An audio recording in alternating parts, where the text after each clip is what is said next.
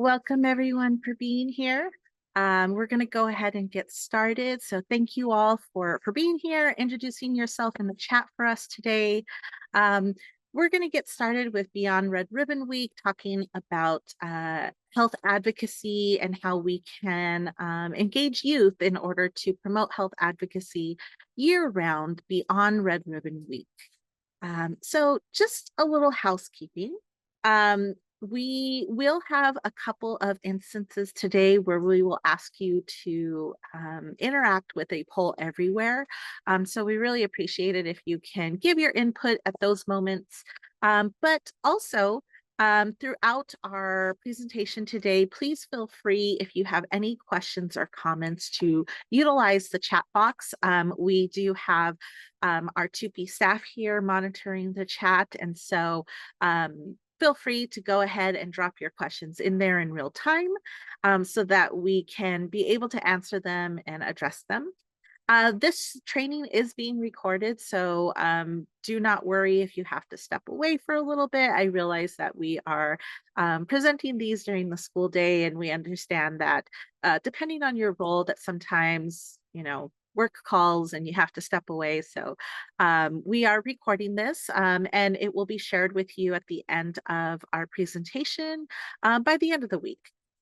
Similarly, we do have supporting materials in terms of PDFs of the slides that we have, any resources that we're going to be talking about today, anything that we have to share will also be made available to you after our presentation today. All participants and registrants will get a follow-up email with all the information to make sure that you don't miss anything, that you can go back and look at it, or if you want to share with a colleague that you think might be interested in some of the information that we have today. So just to introduce our team a little bit, it has been changing in the past few months, but right now our LACO 2B unit is made up of our program coordinator, Mark Hernandez, who is on the Zoom with us today. He will be the one monitoring the chat and answering all your questions. I'm Linnell Lujan. I'm the senior program specialist here in the 2B unit. Kira McNeely, who is actually out on the field today. She's our senior program activity specialist. She deals with everything in terms of student, family, caregiver, and community engagement. And then, of course, the glue that holds us all together is our division secretary, Jasmine Martinez. If you are new here, our 2P unit, just a little bit about what we do. We, of course, support all 80 LEAs in LA County. We do this in a lot of different ways. On my end, we build capacity in terms of presenting these webinars and trainings for school staff and organization staff. We provide that training, whether it is like today's training and today's webinar, or we go straight into school districts that invite us in to help them with some of their staff. That can mean SROs, teachers, 2B coordinators. We also facilitate successful collaboration between different schools, different local organizations, health organizations. We also, again, do more engagement in terms of student presentations, parent presentations, community collaboration in terms of tabling. So all around, we are supporting our students in LA County and our schools when it comes to tobacco use prevention and vaping. A little bit about me because it will come into play today in our presentation. Again, I'm a senior program specialist here. I have a single subject credential in social sciences.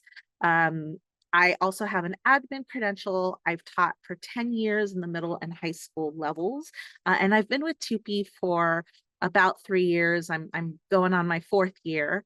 And a lot of my experience and a lot of my sort of perception of some of the topics that we're going to be talking about are going to come up in today's presentation. So I thought I'd give a little bit of context as we start.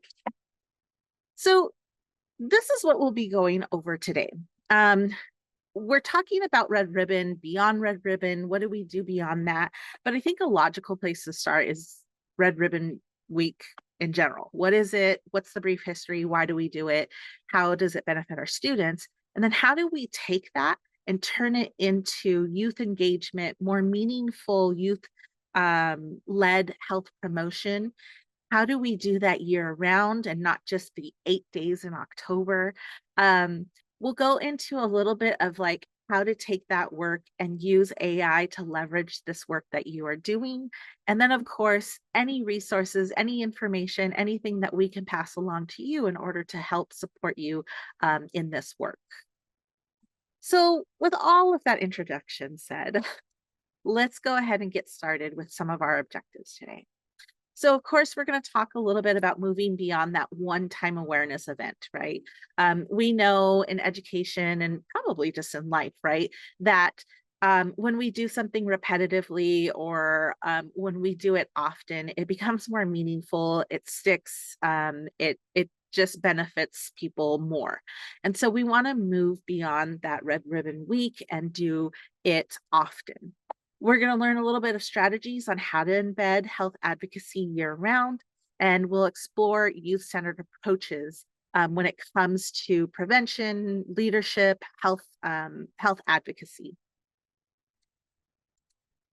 And with all of those topics, what we've done is we've broken them down into what I call the 4 Ws, right? When we're talking about youth engagement, when it comes to health advocacy, we'll talk a little bit about why it's important, what are the benefits, what are the skills. Some of these things are going to be covered in your Common Core. Um, where do we find students to participate in this? How do we recruit? How do we build a group either from scratch? How do we build it up? How do we add to a group that already exists? What do we do with these students? What kind of events, what kind of activities, what kind of groups, programs, clubs will students be engaged in? And then, of course, the when. When do we do these throughout the school year so that it is being done often, that it is clear that this is a mission and it's not just a one-time thing because you were voluntold to do it? Where do we find natural places within our school year on our school campuses to do this work? So, like I said, let's start in the logical place, right? Let's start from the very obvious beginning of Red Ribbon Week. I do not know your personal knowledge or experience with Red Ribbon Week, but I'm going to share mine. As a student, I was a 90s child, right? I grew up in the 90s. As a student, I knew it was essentially that time of the year where they asked you to say no to drugs, right? One of the problems with that was that back in the 80s and 90s, like saying no to drugs, we were never really told why or how. We were just told just to say no, right? That was just what we were supposed to do. And so that's my limited, you know, kid information. As an adult and a professional, being a teacher on a campus, I knew that for me and my role, it was a week-long event that I had to participate in. Often I was voluntold to lead it.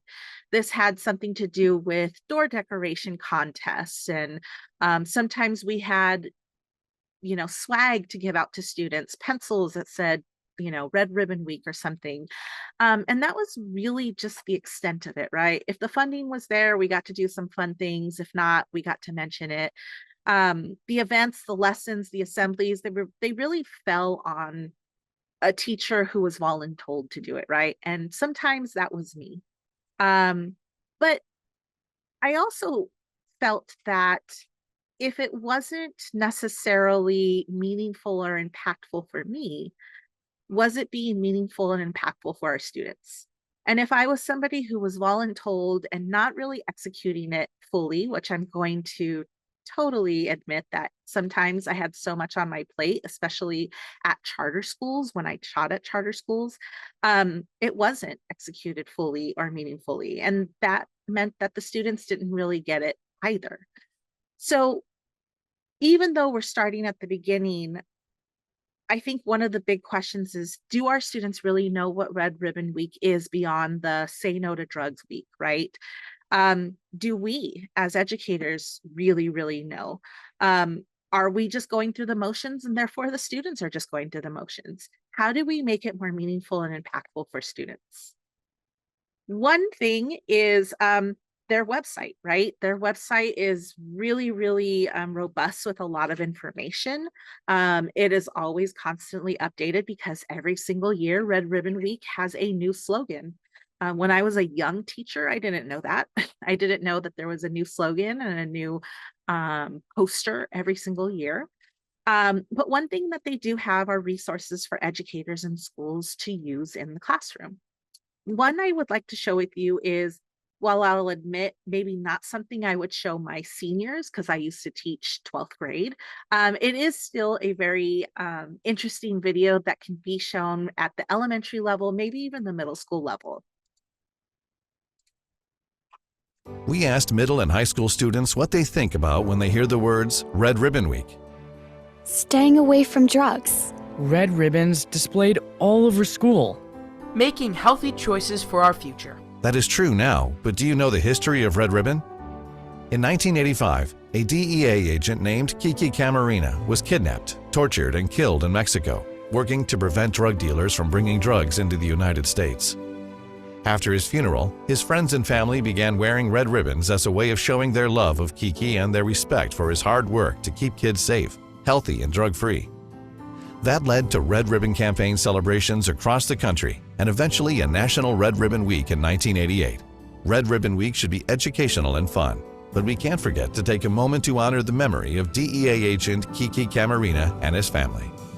Thank you, Agent Camarena. We appreciate you, Camarena family. Thanks for your sacrifice, Kiki Camarena.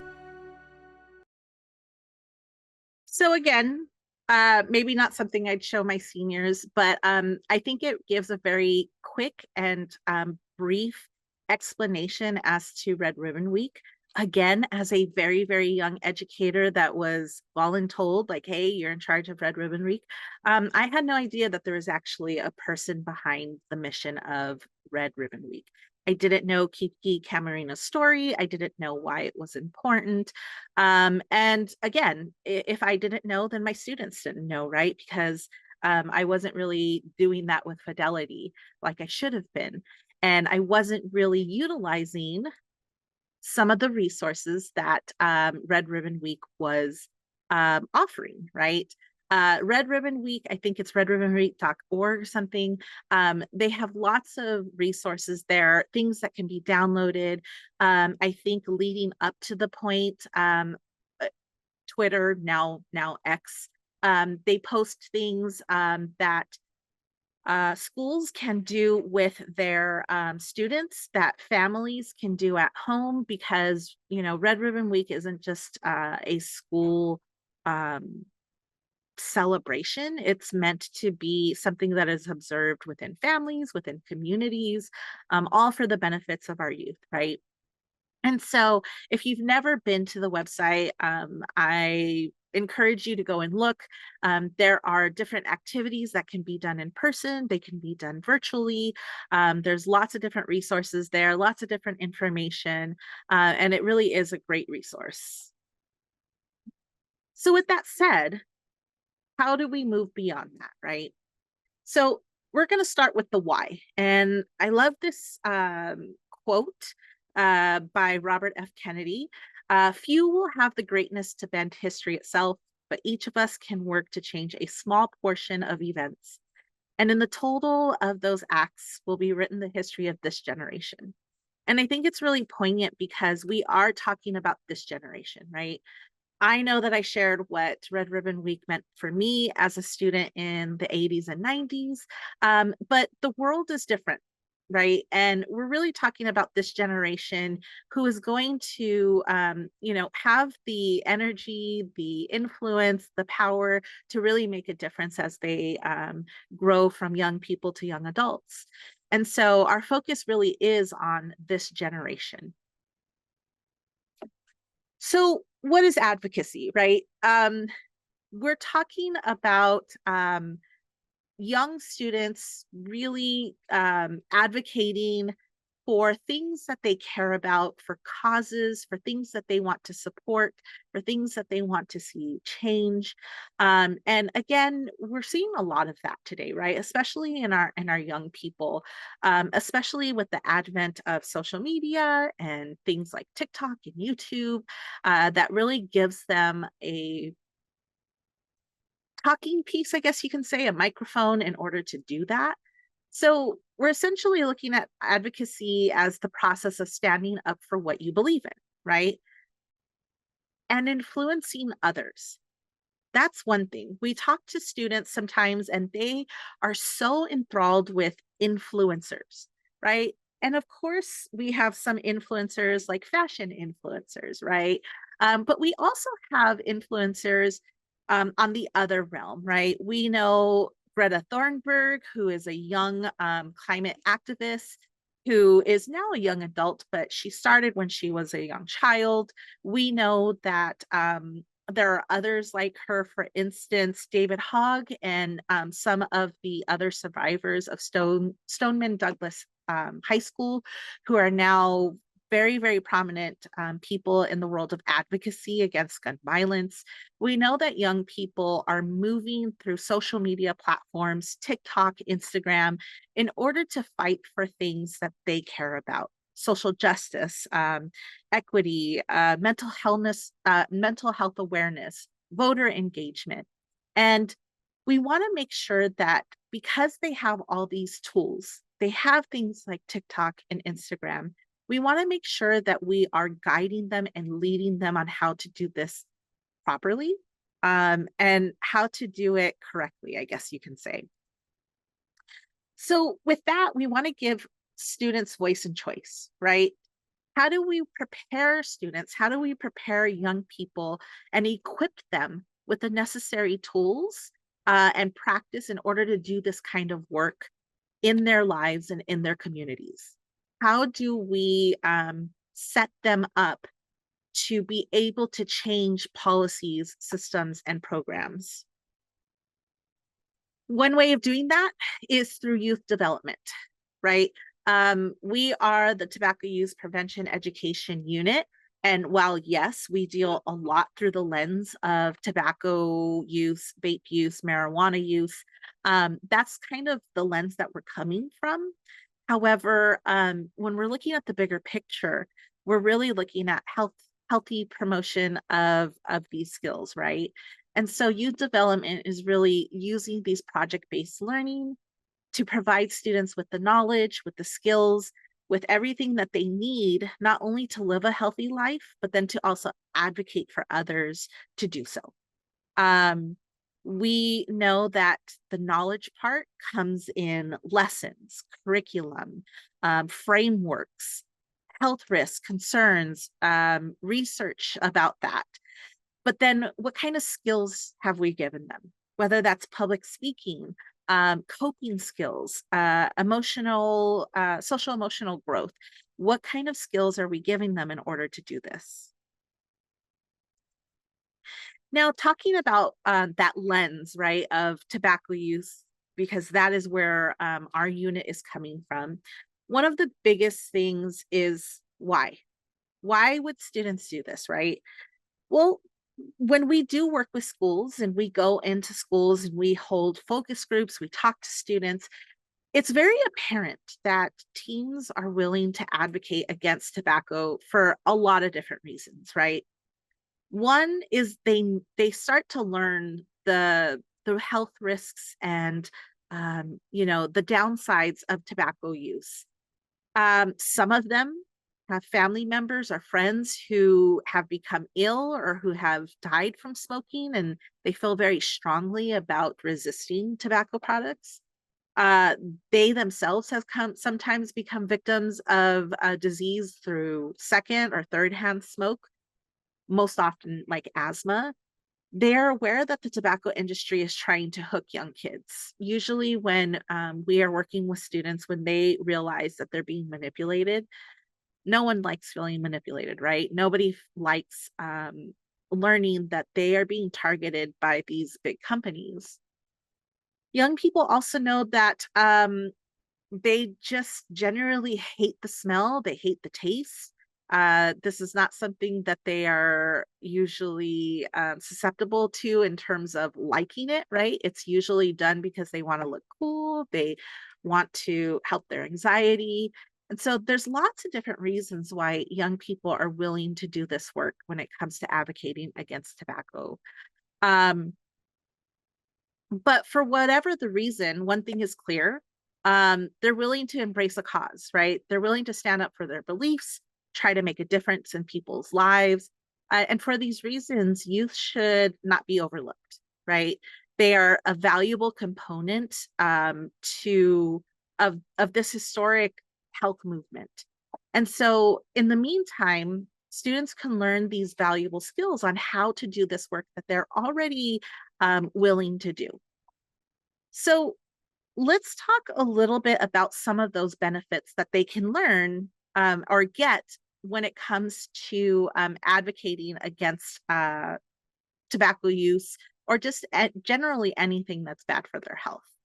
So here's our first poll everywhere. Go ahead and drop into your browser, or if you want to use your phone, you can scan the code. The question here are, when it comes to student engagement, what are some skills that students can learn when they're engaging in these youth advocacy groups? So we know that students are willing to do this work. Now we need to equip them and help them grow these skills. And in doing so, what are some of these skills that students can learn and benefit from when they are engaging in these types of programs and clubs? One word works best. If you have a couple words, you can separate them with dashes, otherwise they'll get broken up. But let's go ahead and take a quick look at some of these. Okay, so yeah, leadership, that's a big one, right? Like students are going to learn how to lead discussions, lead decision making. They're going to learn how to work in teams and problem solve. Communicate. They're going to learn how to communicate in civil ways, right? Not arguing. They're going to learn how to communicate that what they need and their ideas. Absolutely advocate. They're going to learn how to advocate, right? What that means, what it looks like, what are different ways to advocate. Confidence, yes. For some students, this might be something that they are used to, right? They're in lots of clubs, they're involved in lots of on-campus things. And then there's going to be some students that maybe this is not something that they're used to.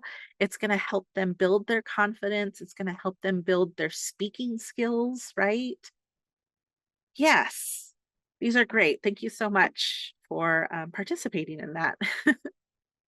So building off of that, yes, those are all correct, right? These are some great things that students can benefit from.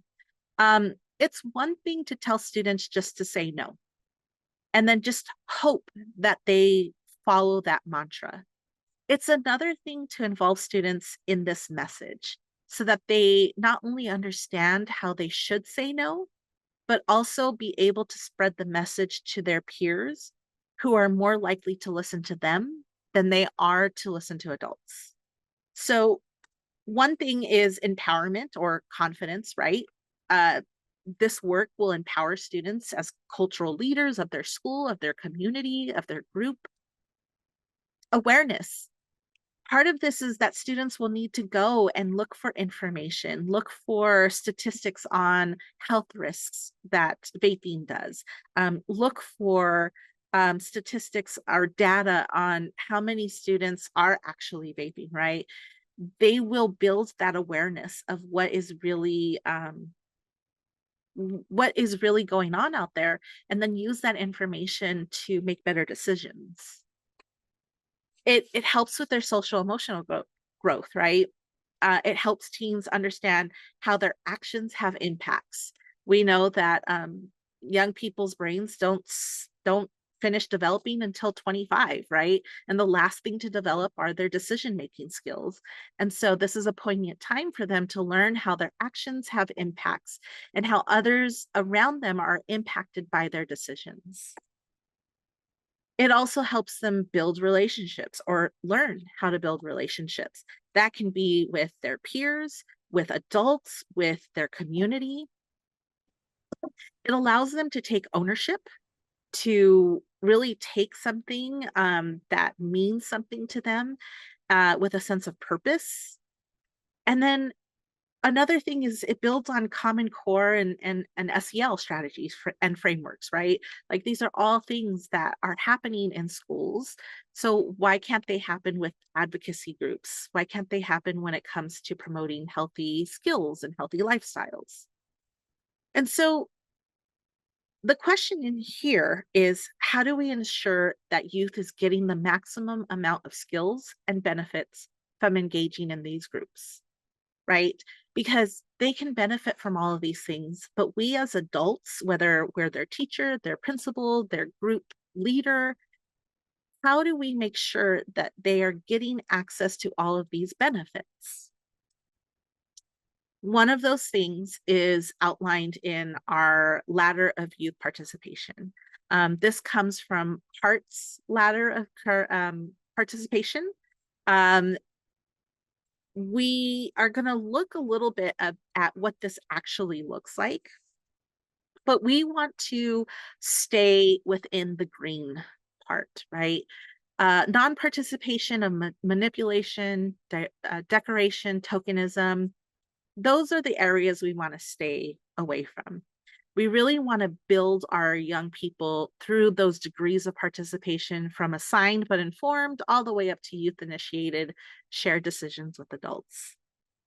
So let's look a little closer at this, right? When it comes to manipulation, in short, what this means is that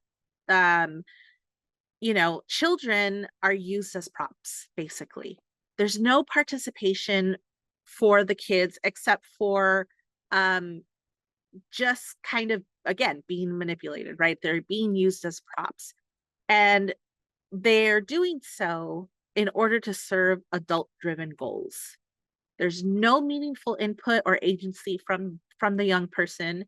There's no participation, which makes this manipulation, right?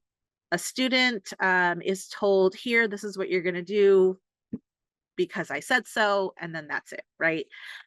Students are not building confidence here. They're not learning on those skills that we talked about before. They're being told to do something, and then that's it. Next is decoration, which is very similar, except the difference from manipulation is that in decoration, children are not being misled into thinking that they're influencing decisions. They're simply just used for show without meaningful participation. So again, they are not participating. They're not making decisions. They're not given agency or voice.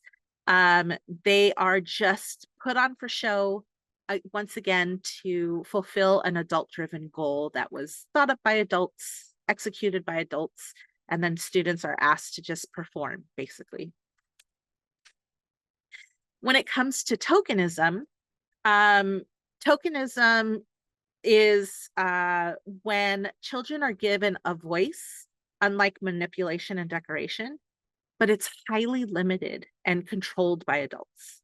So the participation is very superficial. It's not representative of the children's real perspectives.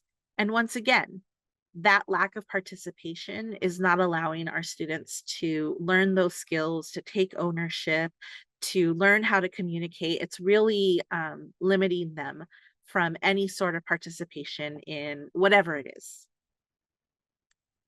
But as we start getting into the levels of participation, assigned but informed, there's a key difference here from the other lower levels of non-participation, right?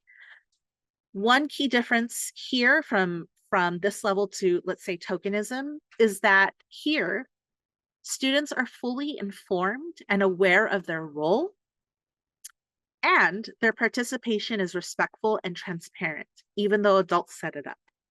So not complete control by the children or by students, but they are slowly they're informed, they're aware of their role, they're told what their role is, and it's very respectful and transparent, right? It's not just an adult saying, here, stand here and hold this sign, and the student doesn't know what the sign is or what it's for or why. At least here, a student is assigned, but they're told why. Next is consulted but informed. So this is consulted but informed because one, students are genuinely asked for their input. Two, they're told clearly how their voice is going to influence this process. And then three, they understand the limits of their role. So adults are still making the final decisions. However, students are giving input. They are clearly told how their voice is going to be used. But in the end, adults are still the ones making that decision. When it comes to adult initiated with shared decisions with youth, the difference is that here, children are not just giving input. They are partners in decision making. So unlike the last one, where adults made the final decision, this one is where adults and youth make the decision together. Students are making decisions alongside of adults, even though the project may have been started by the adults. So again, a little bit more agency. The project was started by adults, but then students were brought in. Youth initiated and directed is when the students own the project from start to finish. So unlike the last one, it's not the adults coming up with the idea and then asking for input from the students. It's the students who come up with the idea, come up with the project, start it, finish it. They make all the key decisions themselves. Finally, our top tier is youth initiated and shared decisions with adults. Here, the idea comes from youth, but adults are partners in decision making, not directors. So it's completely run by students and adults. There is no hierarchy. The adults are not in charge. They're not the directors. They're partners. They are helping with the decisions. They are, in a sense, equal in terms of their input and their agency in this project. Now, you want to obviously stay in those first top 5, right? Of course, there's going to be limits to age, right? We would not expect a class of, let's say, 6-year-old first graders to be able to operate at the youth initiated and share decisions with adults. We can't expect 6-year-olds to come up with these large, grand ideas, be able to execute all the decisions, all the tasks without any support from adults, right? And so, true, a lot of this is going to be dependent on age and the ability of students, but in the long run, again, we still want to keep away from manipulation, decoration, tokenism. We might want to build students up by grade or age from assigned but informed all the way to the top. The point is that students have agency and that they're also building on those skills, right? That they're being given the power to make decisions, to build those communication skills, build that leadership. And we are the ones allowing them to do that. So this brings us to our where. Where do we get students, right? We're going to start off with some example from a school district. Again, we are coming from the lens of tobacco use prevention. And so a lot of what you're going to hear in this video is going to be about TUPE and some of the tobacco use prevention programs that they're using. But this can be applied to any type of youth engagement, youth advocacy group. with any topic, really. So some of you might be starting from the very beginning. Some might be inheriting a program from someone else. Some of you might have been with a very strong program and you're looking to elevate it, right? We're going to talk a little bit about those different levels and how you can do that. So we'll start off here with an example from Pomona Unified School District. So some of the school sites have done it a little differently, where sometimes the advisors are the avid teachers. And so what they'll do is they'll use their avid group for their TUPE group. Some of the schools have used their ASB because the ASB advisors are the ones who have volunteered to be the TUPE advisor for the school site. So this way our schools aren't working so hard, our teachers aren't working so hard, because we just want to make it work smarter. And then we have a really strong peer counseling groups in our district. So it's the peer counselors. And within their curriculum, they've implemented peer education. So they do their lessons on ATOD education, and the peer counselors then do peer education, and they go into other classrooms and teach their peers on that. So we usually get a lot of projects out of the school sites where they are an existing group. The ones that don't have a block, sometimes it's because the advisors aren't an advisor for anything else. And so they've selected to just create a TUPE after school club or lunch club or something like that, so that they have one at their site. So as you can see, Pomona USD, they were trying to figure out where to put their TUPE health advocacy groups. Pomona is part of our Tier 2 grant, which they receive funds in order to have these groups on their campuses. And so they needed to find where to have these groups. And as you can see, they really started at where they could plug these groups in, right? So instead of reinventing the wheel for all of their schools, they decided, great, let's put this in an existing group already. We can do some of this work in the AVID groups.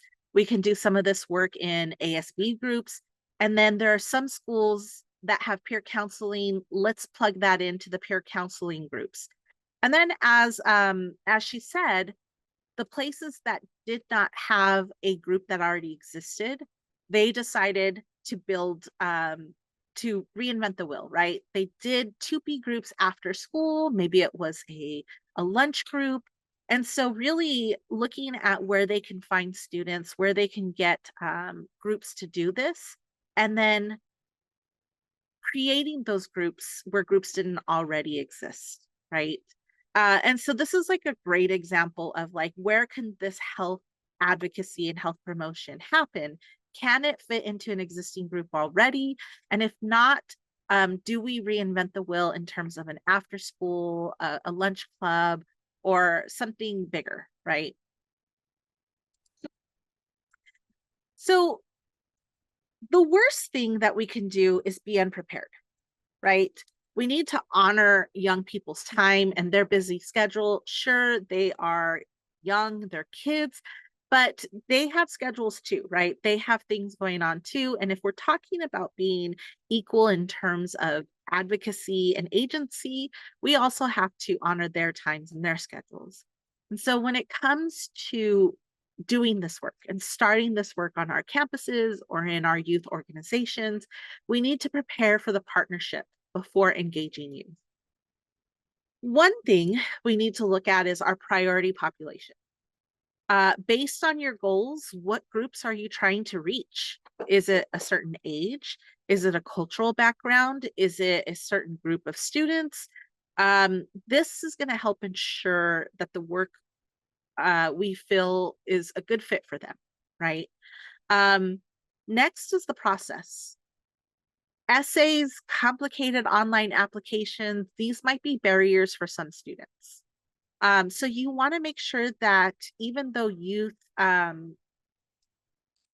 are like volunteering for this, you might want to look at students who don't normally volunteer. who might be interested in this, right? We don't want to create barriers in a sense. We want to be able to make it accessible to students. Think about recruitment. How are you going to recruit students? How are you going to get them interested in this? Initially, the thought is to reach out to existing programs, again, like we saw earlier, that are doing similar work to ours. This can mean groups, clubs, lunch clubs, after school programs. But these are students who are probably already motivated to participate in extracurricular activities, right? We know those students, the ones who are on all the groups and all the teams and all the things, they are the go-getters, right? The ones who are involved in everything. However, you want to keep in mind that this may not bring the most diverse group of students, right? And you want a diverse group of students, because if this is going to be a message that is youth driven, you want it to come from all different types of youth, so that all different youth are receiving that information from their peers, from somebody that is on the same sports team with them, who has the same AP class as them, right? Things like flyers, social media, announcements, even just, again, if you're a teacher, that one kid in class who you know is very quiet and shy, but you know that their friend is in the group, and maybe you want to invite them, like, hey, your friend comes after school. You want to join them? It's kind of fun. You can check it out. You don't have to commit, trying to pull in some of those students, right? When it comes to roles and expectations, we need to be able to communicate youth roles and expectations very clearly, right? Thinking about Heart's Ladder, they need to know what they're getting involved in, rather than just come and do what I tell you to do and everything will be fine, right? We need to communicate the expectations. This is what you'll be responsible for, but this is what your impact is going to be. It's important for us to articulate that, what we expect in these roles, especially if we're looking for them to take on these leadership roles. Youth input can create space for group agreements. These expectations are very important. It might even be a group effort to come up with these group norms and these group expectations. What do we want from this project? The second thing to think about is sharing power with young people. And this one is probably going to be the hardest part, right? For some of us, this is going to be difficult. For lots of different reasons, right? In a teacher-student relationship, it's most often that the teacher is in complete control. And I get it, right? Again, I've been in a classroom for 10 years. Classroom management is a big thing. When I was studying to be a teacher, classroom management was the scariest thing, right? Can you manage a classroom of 30 to 40, 12-year-olds, 16-year-olds, 18-year-olds? But this is going to be an adjustment. Remember voice and choice, right? It's also going to be an adjustment for students as well.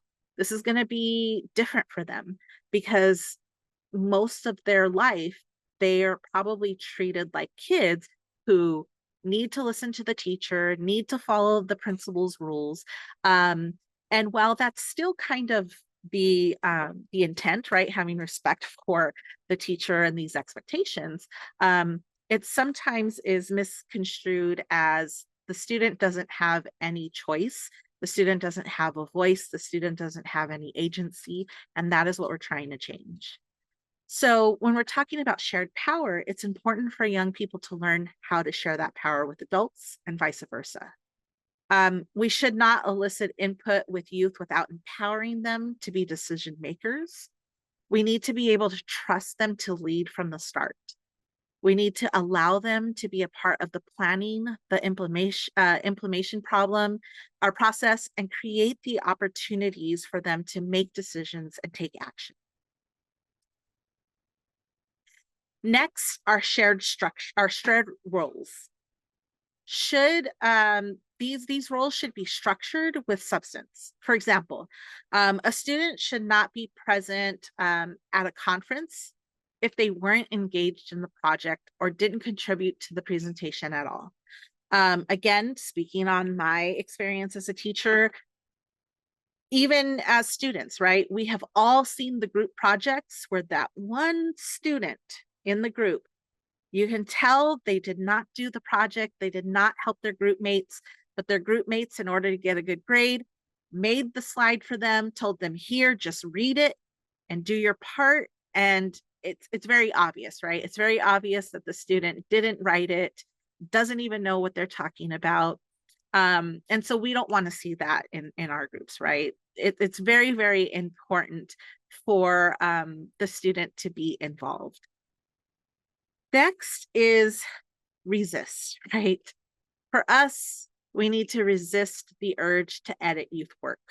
Our role is to listen to young people, to help and support them, to guide them, to equip them with the skills, the knowledge, the opportunities to be leaders, to make good decisions. And it's important for them to see themselves in their work. One great resource is this sort of checklist. It's called Power Shifting Checklist. It comes from restlessdevelopment.org, which is a great website on how youth are taking leadership roles in terms of advocacy, regardless of what that advocacy is, right? Whether it's social justice, environment. This is really a resource dedicated on how to shift the power to young people so that they have the agency to do this important work.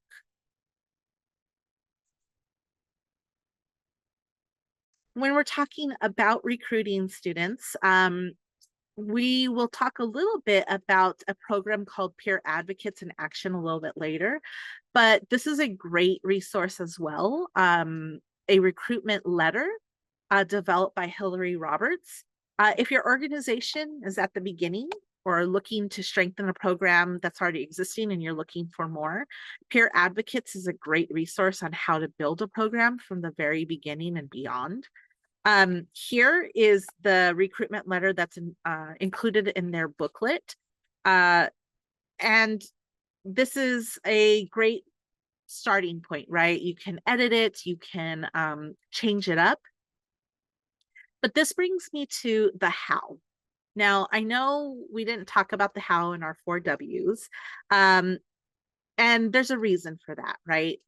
The how is really something that's a completely different training, right? We won't go over that. That would take a lot. But I do want to address the how in the sense that there are resources, programs, and things out there on how to do this once you've decided to do it, right?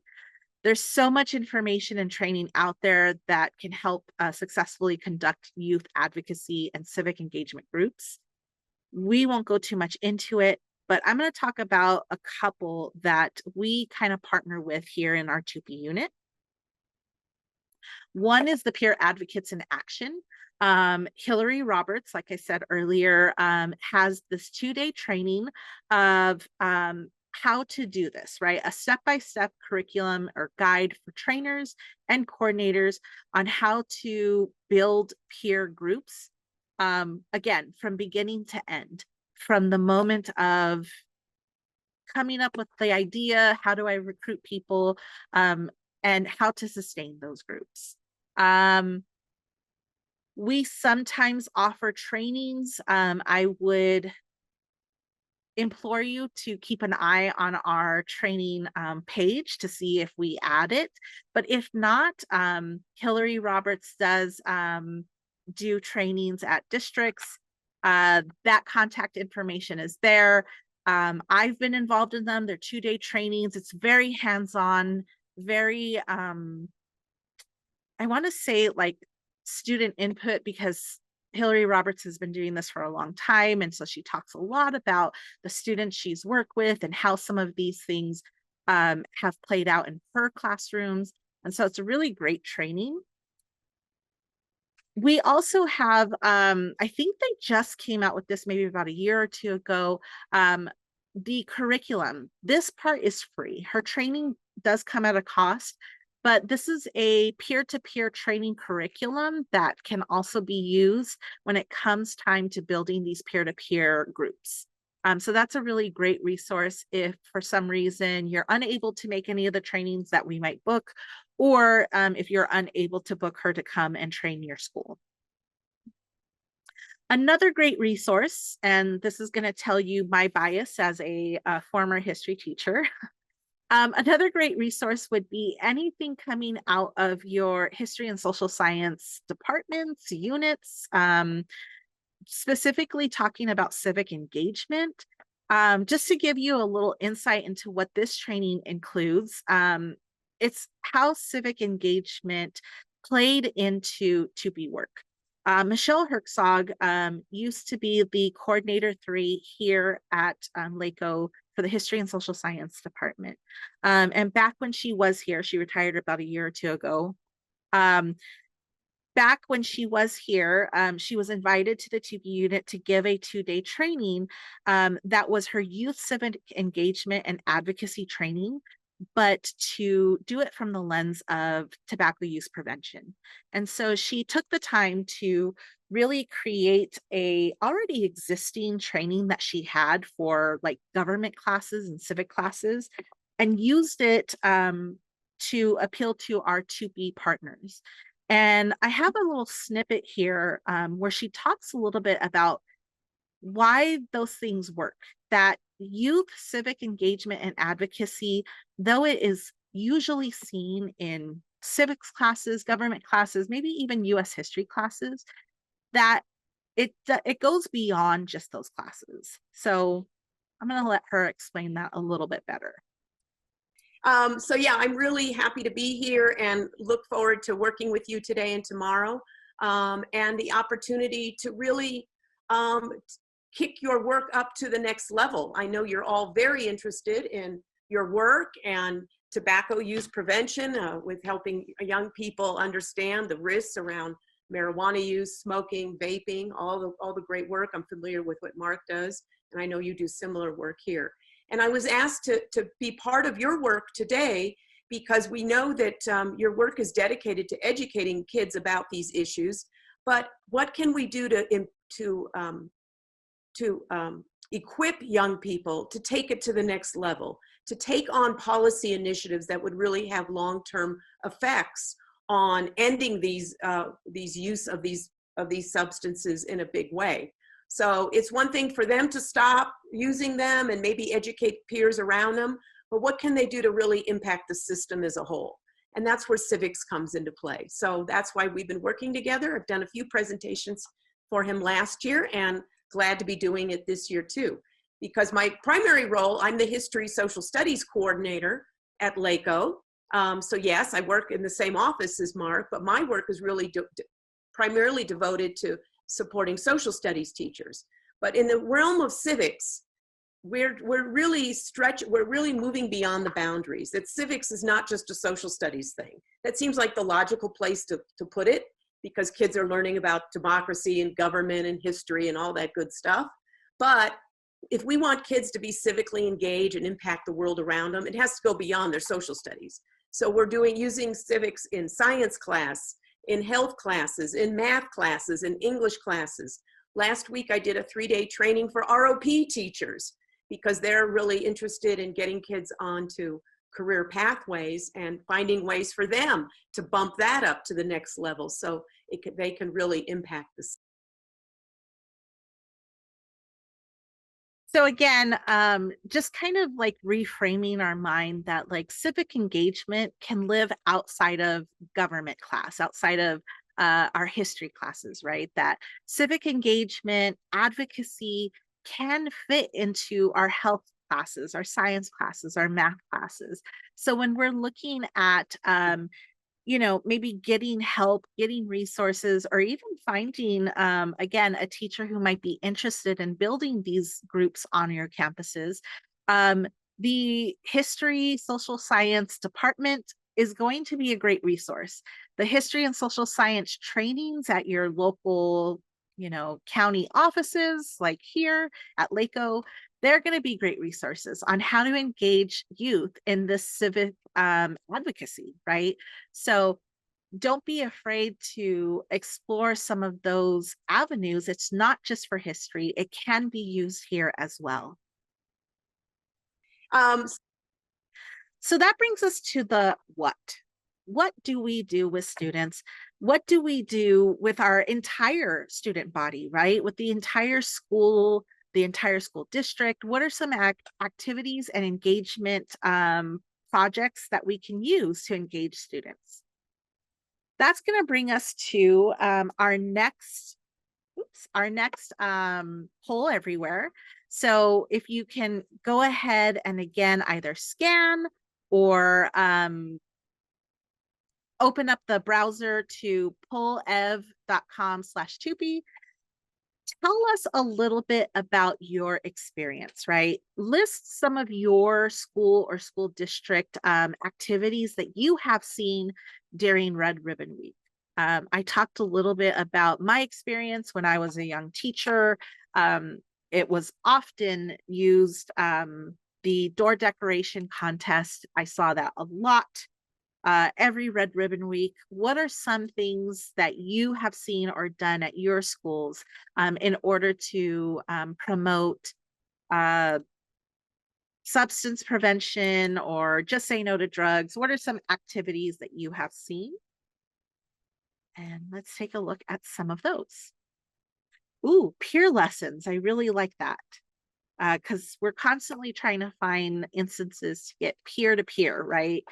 Parades. Oh, I never thought of that. But once again, I primarily worked in high school. You don't see a lot of parades in high school. You see them a lot in elementary schools. Assemblies, campaigns. I love that because campaigns really lend itself to a bigger picture, right? More than just one thing. Dare, games, door decorations, absolutely. More assemblies, yes, games. I love the games. I'm going to share a few with you today. Banners, yeah, banners. We my school used to have banners, but it was more like banners that were designed and printed by the school district, not necessarily student designed, which I think could be really cool and like a fun idea. Yeah. So yes, thank you. Thank you so much for participating again. This is my experience, right? A lot of door decoration contests, poster design contests. We of course have our Spirit Week. However, I know that if we are trying to do this as a more than a one-off event, right? How do we do this often? Maybe once a month, and still keep doing the same things, right? Students are going to get bored when it's February and it's now like their, sixth door decorating contest, right? Don't get me wrong. I love Spirit Week. My favorite day is Pajama Day because that means that I basically get to go home after work and I'm already in my pajamas, right? I love those. But how do we keep redoing these if we're doing them so often? How do we make them fresh? How do we make them new? How do we move beyond the four things that are constantly done over and over and over again? And I have some answers for you. So with working with the schools that we work with, here are some of the things that we have seen. This is one of my favorite ones. Don't get me wrong. I love door decoration contests. I used to get really into them. I'm like a crafting kind of person. But after a while, students have seen it a lot, right? This one, Healthy Hobbies, was a series of activities at Pomona Unified School District that students can do or turn to instead of vaping. This is something that they can do instead of feeling stressed, bored, and anxious and turning to cigarettes or vaping or something unhealthy. This crafting station, this particular one, was called Cooling Off During the Holidays, and it promoted that student wellness and healthy coping skills. When you are stressed, don't vape. Do a hobby, do a craft, right? This can be lots of different things. You can have a knitting station. This one was, I believe, cutting out snowflakes because it was around winter time. You can do something else in terms of healthy hobbies. What are some other hobbies that students can do instead of turning to vaping? Making a music playlist, reading books, joining a book, doing crafts again, right? Like this part I really like because it was very creative. This one is called Self-Care Jar, and these posters were put around campus in order to promote student wellness and healthy coping skills. And what students were able to do was write down a self-care thing that they do and put it on the board. And then they were also allowed to take one, right? So like something that's new, like self-care jar. When I feel anxious, I like to go for a run. I play with my dog. To de-stress at the end of the day after a long test, I like to paint my nails, right? Whatever it is. And it kind of shares not only different strategies on how to take care of oneself, but I feel like it also makes it a little bit more visible, right? Something to talk about of it's okay when we're feeling stressed. It's okay when we're feeling down or sad. Here are some ways that we can cope with that. And we all have something that we do. It's not just you, it's not just me. And it's kind of putting it out there that this is something that people do. And this is one way to advocate for healthy coping skills for the betterment of student wellness. This one is actually one that I took from my alma mater. I went to Whittier College, and one of the things that I thought was just really cool, I'm 42 and it still sticks with me, is I believe it was like every other week, maybe, in our restrooms was the installment. And they were meant to promote wellness. And sometimes one of my favorite ones was during finals week. It was a list of like how you can cope with finals and the stress of finals. And it gave like 5 different healthy ways to de-stress and to make sure that you're getting sleep and eating healthy in order to be ready for your finals. This one specifically is ways on getting along with your roommates, right? So healthy relationships and how to communicate well with your peers and how to deal with that. But this can work in K through 12 schools as well. You can have installments on, again, coping skills, what to do when you're feeling anxious, what to do when you feel like vaping. This can be something that students encounter on their everyday because everyone goes into the restroom, right? Aside from, let's say, maybe the lunch area, this is a very high trafficked place. And another thing is this is mostly where students are vaping, right? So if there is something up there that's calling on them to like, hey, instead of vaping, maybe you could do this instead and it'll help make you feel better. That's a perfect place to put it. This is another great idea, which is to involve adults on campus with these activities. This is an example of a tug of war, students against faculty or staff. Again, as a former high school teacher, I found these things to be really effective. Students really, really want the chance to one-up their baseball coach, right? Or their science teacher. But the other thing is, no matter how old your students are, right? Again, I taught 11th and 12th grade. They still get excited about having the opportunity to have a friendly competition with their favorite teacher, with their favorite principal. It also shows them that the adults of their campus care about them.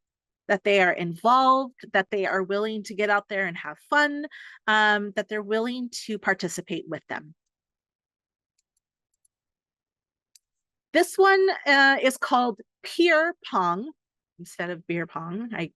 I realize that it's kind of, you know, on the line of beer pong and peer pong, but it's taking that and turning it into something that can be fun, but also enlightening for students. So what they do is inside each cup, a student has put in their like little pieces of advice, right? Don't drink and drive, stay drug free, whatever. And then another student drops the ball in, and then they get to see what the message is inside, right? This one is called Ask Me About My Number. So in this particular one, this school had a 2P club. So they were specifically doing 2P work. And the members would wear t-shirts with large numbers on the back. And there was a tag at the front that said, ask me about my number. And then when a student would walk up to them and ask them about their number, that club member would read and give them a tobacco fact card, which they can take to an advisor or a teacher for an opportunity to win a prize. So it was kind of like they learned something and then they got a ticket that put them into like a raffle or a contest. And so it's involving not only the members of the club, but then also those who were not members to get a little tidbit, right? It might be something like 11% of students in LA County are currently vaping. And that might be helpful, right? Because students' perception is that like 80% of their peers are vaping, and that's not actually true. And so that's a great piece of information for them to learn, then also to have an opportunity to win a prize. This one is a really great one too, because it involves the older students that are going on to elementary school campuses and teaching them and engaging with them on healthy advocacy. This one was done during Read Across America, and this 2P Club hosted an elementary like student group for healthy lung blowing bubble session. So really all they did was blow bubbles with elementary school students, and the message behind it was having healthy lungs in order to blow these bubbles and to make sure that they keep their lungs healthy, right? And this is a really great way for, again, older students to engage with younger students, have that agency, have that leadership where these younger students are looking up to these older high school students or even middle school students. This was something that was done with Google Classroom. It was a school-wide scavenger hunt where in the morning, this school had all of their students on a Google Classroom, and they got a message saying that there was a scavenger hunt on their campus, and that they had to go and look for certain hidden facts that were hidden throughout the entire campus. Once they found all the facts, they were to turn it into their teacher in room 203 in order for a chance to win a prize. So once again, it's engaging students in a fun activity, but at the same time, they're learning about real facts about tobacco, nicotine, and vaping usage, hopefully giving them that information that will help them make healthy decisions. This one is a two-parter. So one, this activity was part of a contest. So they were asked to design and create a piñata around a theme of this event. And in this case, it was Take Down Tobacco Day. The activity was interesting. It was competitive and creative. And it's fairly inexpensive, right? It's like tissue paper and glue. And the cool thing about this is that the piñatas can be displayed year-round or in common areas like the cafeteria. But the second part to this was that students in the month of March, they were they were asked to listen to a to be fact of the day in their, I think it was like their homeroom announcements, and write them down. And then each time they did that for the month of March, they put their name into a contest, I guess. And at the end of March, they got to pick students who got to swing at the piñata. So obviously, the more facts that you acquired each day during the announcements, the more times your name was in the bucket and the more opportunity you got to be chosen. And then at the end of the month, they got to break open the piñata because they were chosen from, the hat, I guess you can say. So that was kind of cool because it was twofold: the contest of the piñata and then the contest to swing at it. Today, podcasts are really, really popular. Podcasts are a huge hit these days. Students can organize themes for each episode. They can conduct interviews, do research. And then the other part is that people who are listening to them, right? So students are getting this information and awareness about these health promotion topics. They get to learn how to use technology, how to record, how to edit, how to upload. But then again, also how to acquire the information that is going to be talked about in the podcast. We talked about poster contests as well. These are more digital art contests. We've got some really, really creative students who love the opportunity to do that. And so these are some examples from a school district that we work with. And on that note, there's also PSA contests. Students can use different programs in order to create different programs. This one was actually out of Alhambra Unified School District, and it was a contest. So students had been given a list of things that needed to be included in their PSA in order to be eligible for this contest. So we have a couple of them, but we're going to watch one for time.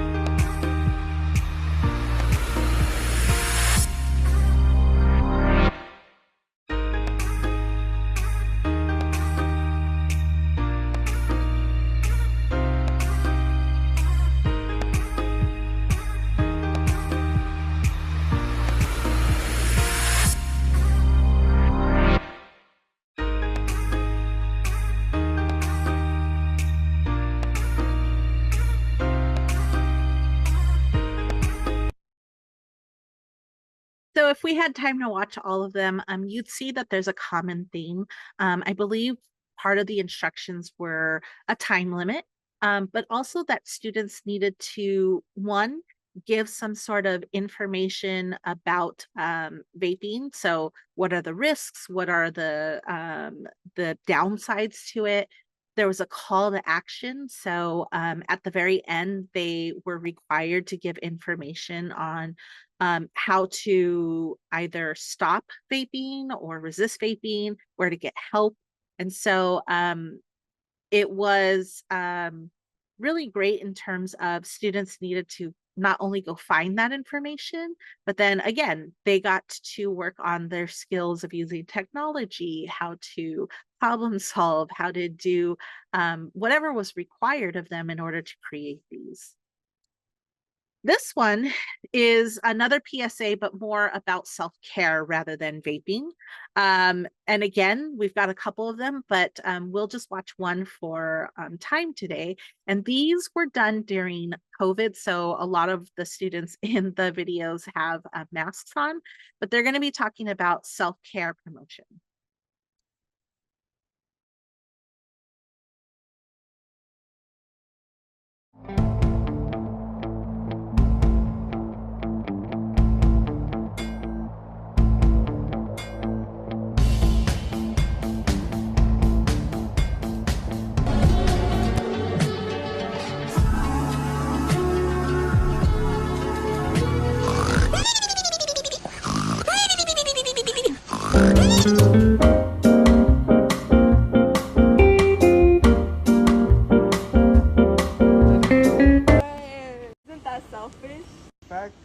is not selfish at all. What else does it help with? Self-care reduces stress and helps you focus on what's important. Wow, thank you, Damien. Self-care is not selfish. And so again, you can see that students here are using the technology of their time. That one was made with TikTok, but it looks like they're having fun, but they're doing real work in showing that self-advocacy, self-care is good. It's not selfish. Here are some ways that you can practice self-care. Very short, and these were done as a contest as well. Another resource that you can use out of Orange County Department of Ed, they have a whole toolkit on Red Ribbon Week that can be used for other tobacco-free and health promotion events. One of which is this packet of ideas for students. They include things like podcasts, PSAs, social media. This is also ever-changing. So if you go and visit this toolkit, they actually do ask if you have any other suggestions that could be added to this list that you can email them. So I think I've been doing a version of this Beyond Red Ribbon Week presentation for 2 or 3 years now. And this packet has changed because they are constantly adding it and updating it. It is organized by grade level. During COVID, it's organized by whether it could be done in person, virtually, or both. It's even organized by student and classroom activities, activities for families, and then activities for the community. So it's a really great packet, but it's also just a great toolkit. There's more things there that you can look at. And OCDE is constantly updating that toolkit. This one comes out of the training that we saw with Dr. Michelle Herzog, who was the coordinator for the History and Social Studies department here. Her civic engagement training, which I think normally was about 3 days long, this is a small piece out of that. So it's a civic action planner and civic action cards. So she goes through a long list of how to get here. But this piece really asks about students who are trying to focus on what they really want to dedicate their advocacy to. What is one issue that you can care deeply about and want to address, right? And so in that, we have a worksheet that I think should be shared in the chat if it hasn't already. A great example, again, from our 2P lens would be secondhand smoke, right? The event and place or act or process would be that topic. When it comes to the problem, what is something that needs to be addressed by society? In our example is, for instance, if our topic is secondhand smoke, the problem is that our city does not have a smoking policy or ordinance for public places and multi-family housing. Right. And so if this is something that these students want to focus on, they come up with a civic inquiry question. So what question can you ask to help find those solutions in order to take an informed action? So in this instance, how can we raise awareness of the dangers of secondhand smoke? What are the dangers of secondhand smoke, right? So it requires the students to go and do that research and go and do that problem solving. And then once they've done that and they've informed themselves, what is the action that they're going to take? What will they do to solve this problem? Is it a Twitter campaign, right? Because there's lots of different calls to action, but what is going to be the most appropriate one? And that is where the cards come in. These are pre-made cards that are just suggestions, right?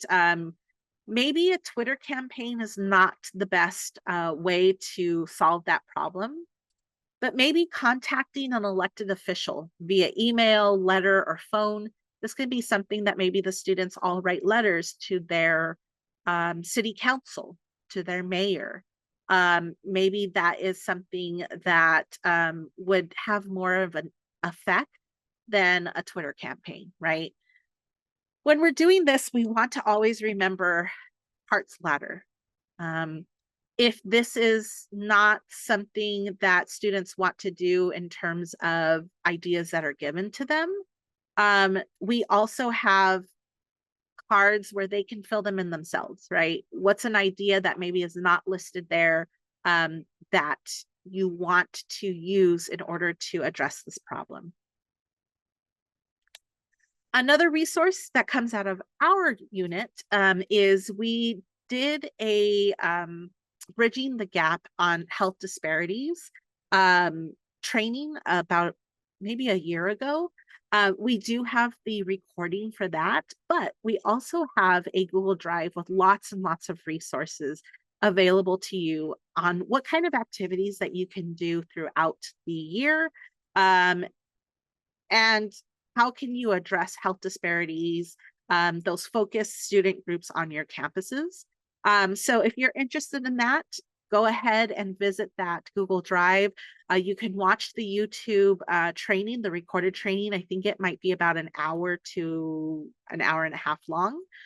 But that actually brings us to our final W, when. When do we do this, right? How do we move beyond those last 8 days in October of Red Ribbon Week in order to make this a common practice of advocating for tobacco prevention or health promotion in general? So, talking about earlier reinventing the wheel, we don't always want to do that, right? We want to look at where we can stick this in natural places. So one way to do that is to look at our already existing calendar.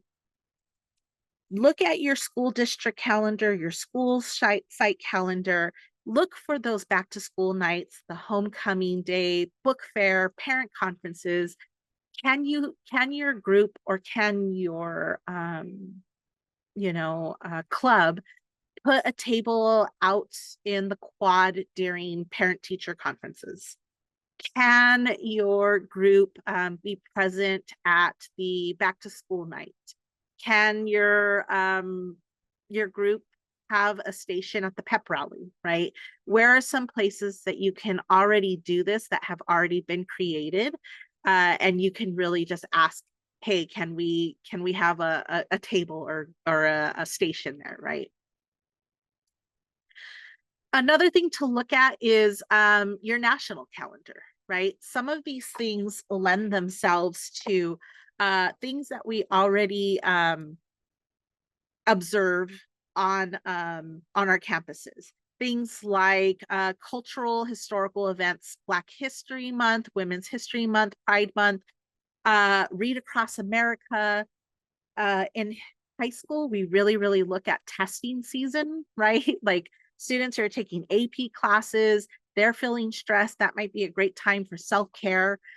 Look at the calendar of where you can already fit yourself in. That doesn't need to be created from scratch. Another great resource are KICKIT California's media calendar. They have everything outlined. They even have a way for you to add all of these dates to your own calendar. And then utilizing websites like National Today and National Day Calendar, where you can look through different types of national holidays or national recognition days that can be filtered through health or things like that. These are some examples, like Healthy Relationships and Kindness Day in February during Valentine's Day. And so these are some really great days to look at, and looking at it in months. That brings me to my last part, utilizing AI to do this work. We actually have a website through LACO that offers ways of utilizing AI, how to use it, even trainings that come out of this department that you can use and visit and go to. But I'm going to give you an example of one that I did for this particular presentation. I used ChatGPT And I asked it to give me some ideas on how schools can do student-centered health promotion activities that go beyond October, that do it year round. So what it gave me were some ideas. One I want to point out is cross-age mentorship. That idea that we have our older kids who are helping younger kids with some of these skills and some of this work, maybe even partnering or coming and speaking to younger kids, like in the elementary levels or even in middle school levels, in order to partner. You can look at these ideas through creative or environmental systems. They could be student-led health advocacy. They can be ongoing school-wide campaigns. Again, I love that idea of campaigns because it's not just a one and done, it's an entire campaign. The other thing is that ChatGPT, after giving me these ideas, said, would you like me to build out your full year calendar? And I said, sure, give it to me. And so it gave me every single month from August to about June and July on different things that I can do. August could be building a culture of wellness. September can be mental health awareness. October is substance use prevention because it's during Red Ribbon Week. You can do different things like partnering with local organizations or do peer educator to create coping skill walls. It gave me a full year of different things: digital balance and screen awareness, physical wellness, all the way up to the summer, where towards the end of the school year in May, you're talking about Mental Health Awareness Month. You're talking about Summer Self-Care Fair. And then it even gave me some tips. Form a student wellness committee, make sure that students are making decisions, partner with community agencies, collect student feedback, right? Because we want to make sure that our students have voice and choice. So with that said, I leave you with resources out of our office to help you do this work. Make sure that you are visiting our TUPE training page to see other trainings that we offer in order to help you do this important work. Again, I would suggest bookmarking it so that you can see new trainings that come up once we book them or once we develop them. If you are interested in today's presentation through an asynchronous, we do have a asynchronous Beyond Red Ribbon Week that you can go through at your pace. Or again, we are going to be sharing this recording if you are more interested in hearing somebody and watching it. But we have two different options there if you'd like to utilize them or share them. It walks you through a lot of the same information that I went over today. We do have an upcoming training about vaping prevention curriculum on November 13th. All of our trainings are free. So if you're interested in that, please feel free to register. But again, we offer lots of things out of our unit. We also offer educational materials. If you're interested in doing tobacco use prevention work and you want things like posters, pamphlets, booklets, we offer that. That link there is not only our catalog, but also our order form. And if any of those sound interesting to you, or you are looking for something that was not mentioned, please feel free to reach out to us. You can either reach out to me or reach out to our unit's email, tupe@lakewood.edu. We would love to meet with you and find different ways to help support the work that you're doing. We are can meet you wherever your school is at in this process. But with that said, I want to thank you all for being here today. Thank you for participating. I will stick around for questions if there are any, but aside from that, have a great day and thank you for joining us.